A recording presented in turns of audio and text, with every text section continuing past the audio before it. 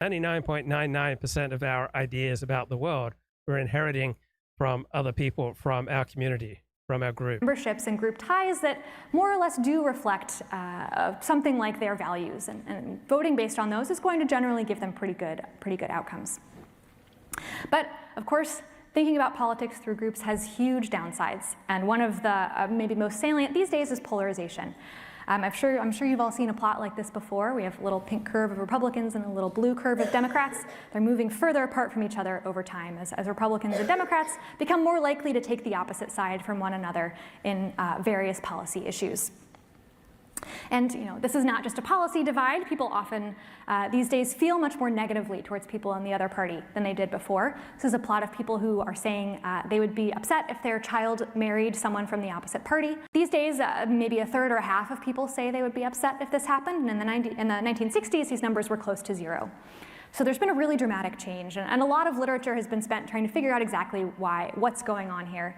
There are a lot of explanations, especially great ones at the elite level that are not really under my purview today, but one that is this. As more groups have come to sort based on party, as more of your identities are aligned with either the Democratic or the Republican Party evenly, people's animosities towards one another have more and more reasons, more and more justifications. So just to explain a little bit. In the 1970s, your ideology was not particularly predictive of your party, especially at the mass level. There were a lot of conservative Democrats and a lot of liberal Republicans. These days, that's just not the case. People who live in urban and rural areas are increasingly likely to belong to different political parties from one another. And people with different beliefs about race and racial progress are increasingly likely to belong to different political parties from one another.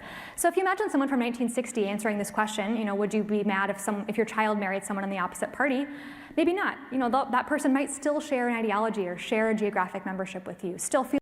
So is polarization really, that awful a thing? The United States has the most thriving economy in the world, right? And our politics look the most dysfunctional, all right? The culture wars operate at 5 to 10% of the intensity of America in Australia and in Europe, right? So Janan Ganesh, the most prestigious, most talked about columnist writing today, writes for the Financial Times, got a column out. Lesson of the Great American Boom, maybe politics, which for decades has been dysfunctional in the United States, doesn't matter that much. And that's the point that Tom Wolfe made, that American politics is incredibly boring, that American politics is a freight train just going down the railway tracks, and people on the right and people on the left complain, but that train is just going to keep going down the tracks. So in Europe, you hear a lot of American voices.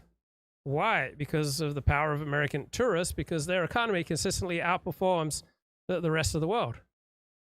And America continues to roar ahead, all right? The stock market is at an all-time high. Yet there have been more presidential impeachments in the past generation than in the previous 2 centuries of our republic. And at the turn of the millennium, 44% of Americans trusted the federal government. Now 16% do. The U.S. failed to achieve a peaceful transfer of power at its last election. All right, so much political turmoil, so little economic consequence. Why? Because politics does not play much of a role in most people's lives.